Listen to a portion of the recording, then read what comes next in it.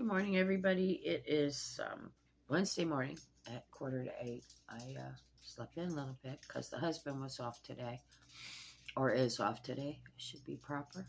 And so I didn't have to get up and do all that kind of stuff. So I hung out until my cats come in and started terrorizing me because they wanted to eat.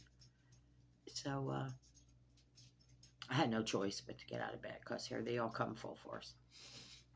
So sorry about the nose because I've been outside early this morning already without my allergy medicine. So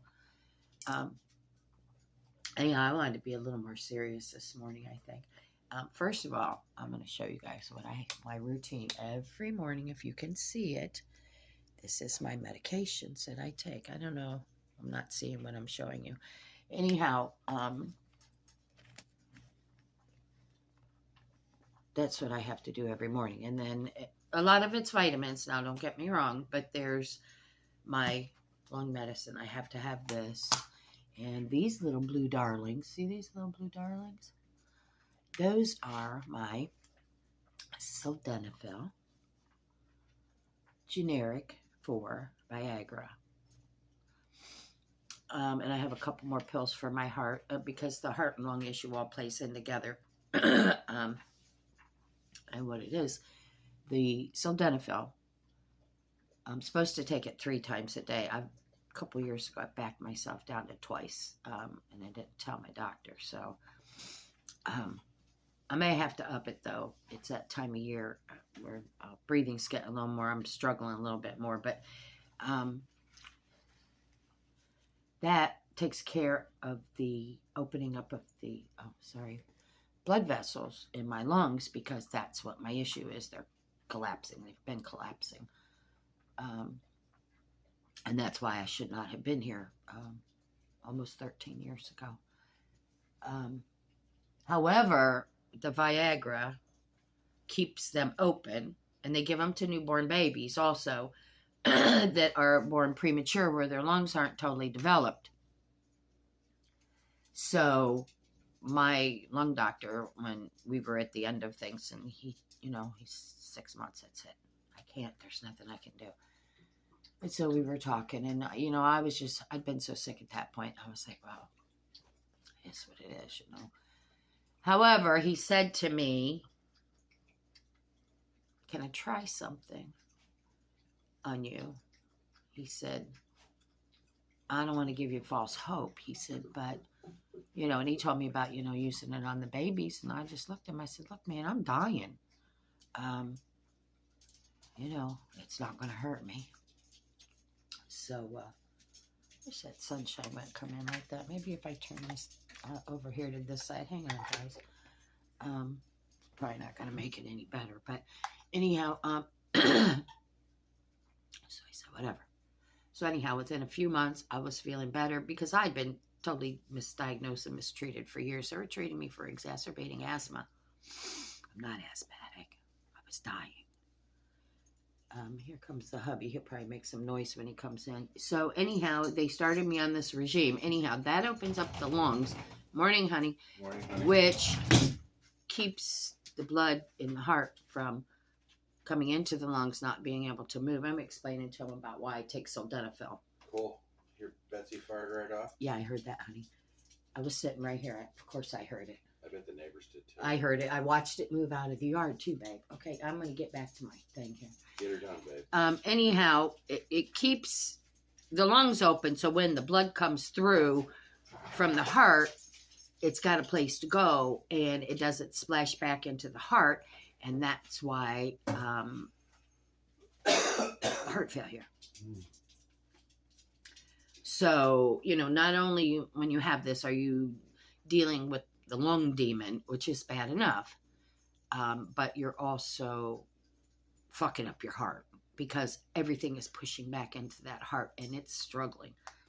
And that's where a lot of the water weight gain comes from, and the edema and the swelling was terrible. And of course, steroids, because that's the number one thing that, helps most anything, at least with me. That's my number one. If I'm not good, they go to because it does work. But I haven't had to have any in, oh my gosh, many years. I had it one time in like a dose pack when I was sick or something, but it's not the same kind. So yeah, let me tell you what, these little bitty blue pills right here, they saved my fucking life. They did.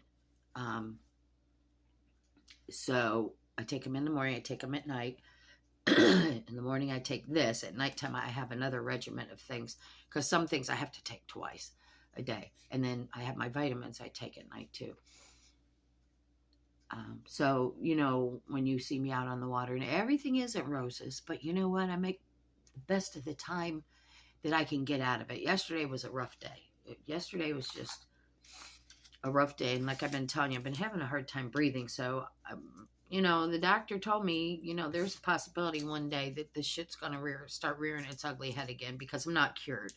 It sits back in a state of like remission.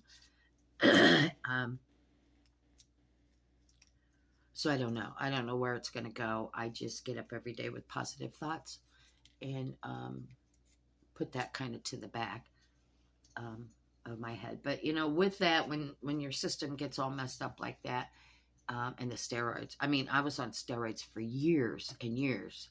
Between the sildenafil and the steroids, that was just keeping me on that line. And as I progressed and I got off the steroids, I got off of 5 insulin shots a day because I'm not a diabetic, but all the steroids were messing that up. So,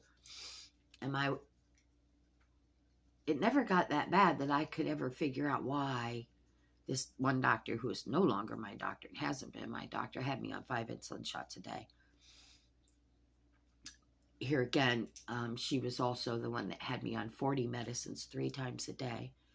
And I was in her office constant, sometimes twice a week. I was sick, you know, and I would call them and they'd be like, get here. And, you know, I walk in and they've pulled some trauma nurses and they've got IVs here and IVs there. And because, I mean, I was hanging on for life. I was just hanging on. And she was making me her professional patient, because we had no clue, you know, we had no clue. Even the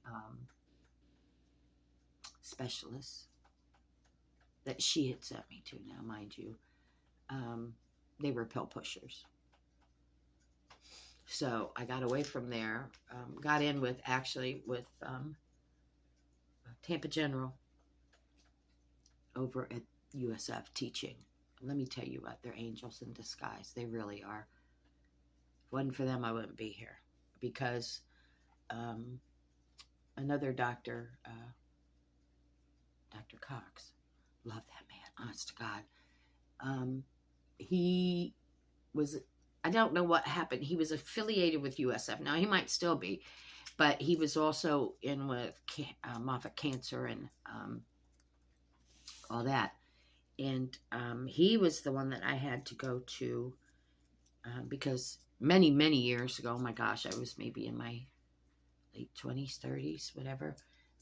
I had an issue with my breast and they had to take some tissue. And the doctor at the time, jargon was, you know, well, we got clean edges, blah, blah, blah. I don't think we need any further treatment, blah, blah, blah.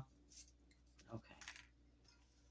So I dealt with that. You know, I listened. Well, that wasn't the end of that issue either. I'm going to say maybe 2016, maybe 2007, somewhere in there. Don't hold me to my dates. I had been having issues like the prior year, breast issues. So I'm going to be blunt, you know. And it was getting bad, and I kept going to my primary, you know, and I'm like, hey, and I'm having things in my bra to catch what was coming out.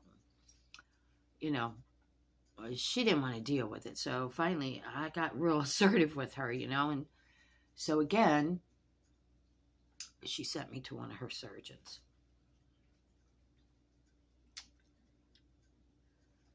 I went to this man. And I've had more surgeries than I thought. He did a surgery, and I come out of that surgery worse than I went in. So we dealt with that for a little while, and she wasn't taking into consideration the fact that I'd had issues before. She didn't want to hear it. She knew everything. So that doctor just threw his hands up. I think he was just a general surgeon. I don't know. I don't even remember who he was. I remember him, but I don't remember what his doctor title was. Well, so now she's going to send me for a second opinion. Sends me to another doctor, sweet little doctor. He did 2 surgeries. Now, by this time, one side of me is looking like Frankenstein, which, I didn't care. Just fix what was wrong.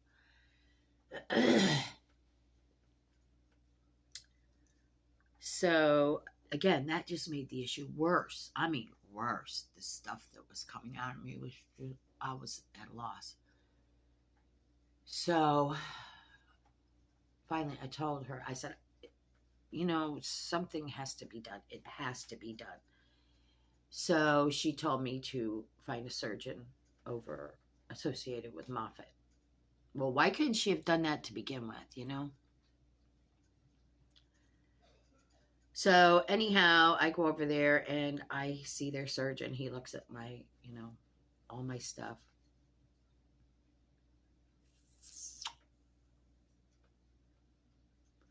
And he says, can I show you some pictures of what I need to do? He says, can I show you a picture of where we're going to end up? He says, I think I can help you. What had happened was because of all the improper treatments and not dealing with the issue and getting in there and digging around, they make it worse. I was full of necrotic tissue from the front to the back. In other words, I was rotting away. So he says, this is what we need to do. He says, this is what you can end up with. And I was like, really? Because mind you, I had large breasts. Very large. They were mine, but they were large. So, the fact of, for any woman, I think, doing that, I was like, what do you think, Doc? And he's like, well, we're going to give it the best shot we can. He says, if you trust me. Well, what did it matter, What did it matter? I didn't have a choice. So I went for the first surgery, come out. I had been filleted from around my back all the way around and met in the middle and in the front. And it was certainly a shock when I woke up from surgery. And then, of course, all the tubes and the drains and then this and that. But I got to go home because I'm one that, you could cut my leg off, but I'm going home. I'm not staying. Except for this last trip. I have to tell you about that. It was too funny. Anyhow,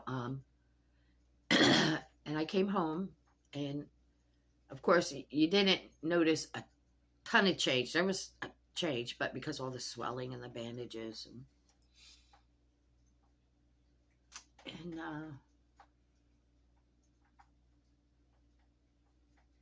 when I finally was unbandaged and everything,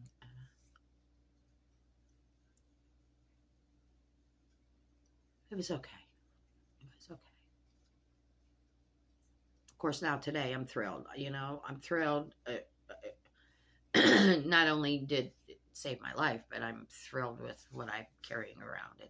Unfortunately, I have absolutely no feeling, but everywhere I've had surgery, I have no feeling. So I have no feeling from like my hips to, up here. But it's okay because I'm here. I'm here. So that's the positive of it. And I had to go back through and have a couple of what they call clean out surgeries because I would get some eruptions along my incisions, which is weird because if I have an allergy attack, I will get hives along any incisions I have on my body, but anywhere else, no. Anywhere I have a trauma or have had a trauma, it's weird. And even though I say I can't feel, I can feel those hives. Let me tell you, I can feel those hives. So, a few more surgeries.